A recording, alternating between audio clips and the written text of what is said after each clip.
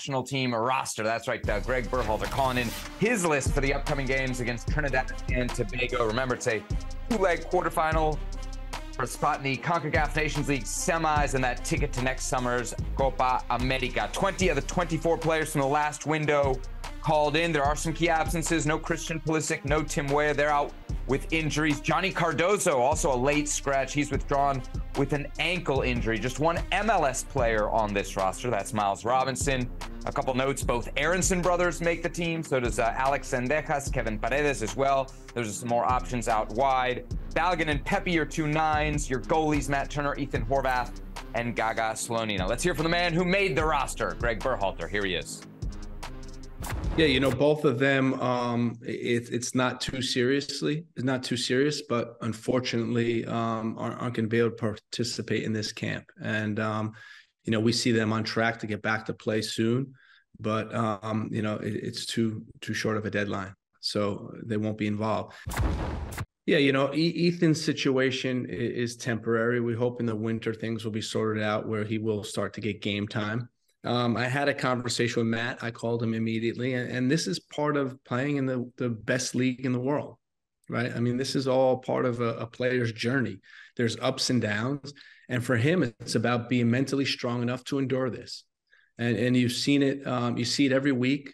Players get dropped, and for him, it's about having the right mentality. And you know, we spoke about it. He's refocused, and he's competing every single day in training.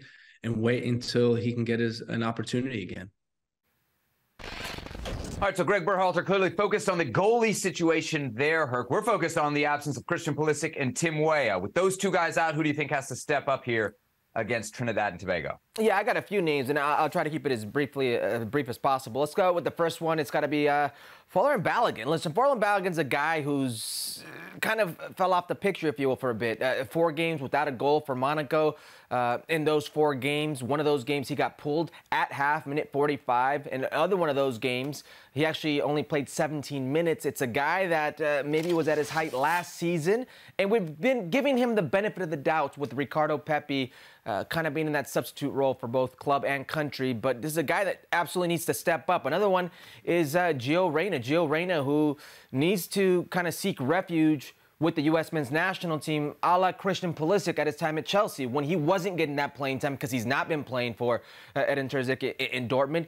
You need to go to the national team and make that your refuge, get sharp there, get confidence there. He needs to do the same thing. He's not been playing. And lastly, I'll go with Weston McKennie. And the reason I picked Weston McKennie is because Weston's one of those guys that, regardless of the club situation, whether it's good, bad, whether it's Juve, Leeds, comes to the national team and kind of just relishes these games, and he's being productive. He's scoring goals. He's giving assists. He's being productive on the defensive end and leadership. There's no Tyler Adams. He's injured. There's no Christian Pulisic. He's injured. So he has to be that de facto leader for Gregg Berhalter. Those are 3 names. And I will go with this.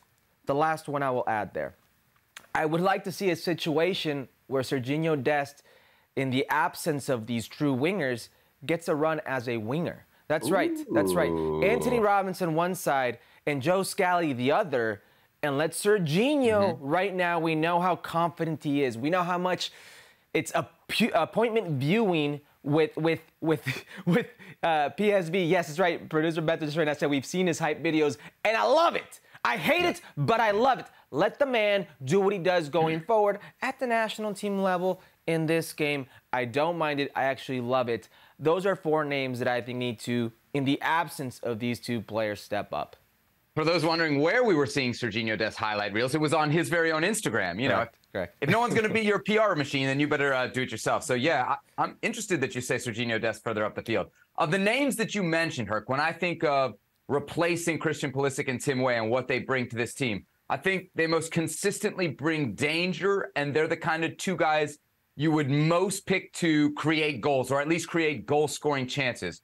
So of the 4 that you name, I think the next best creator, I think we'd agree here, is Gio Reyna. So in terms of actually what you need a guy to do, a guy who is, because after that, after those 3, if I'm going Weah, Pulisic, and Reyna, I think there's a significant drop-off to your next kind of playmaker. So it's going to be on Gio Reyna here to really step up.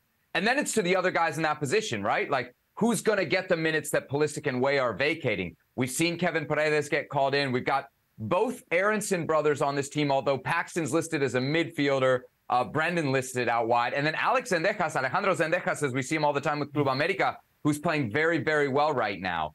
It sounds like you might want to see Dest in at least one of the games, but if you're going to have Dest at right back, let's say to start the first leg against Trinidad, who of the guys that are in this team get the start with Pulisic and Weah out? Brendan Aronson. And that's probably not a name that a lot of people want to see get that start, but this is a player that... Why? Why do you think people don't want to see Brendan Aronson get the start? I think people are going to point out how he struggled at Leeds and how he's been struggling at Union Berlin and how maybe he's kind of fallen off passing the eye test for a lot of fans, but he's still been a very productive player with the U.S. men's national team and a player that I think Gregg Berhalter thoroughly has confidence in. So he's a player that's going to be slotted in there who needs to take advantage of this opportunity.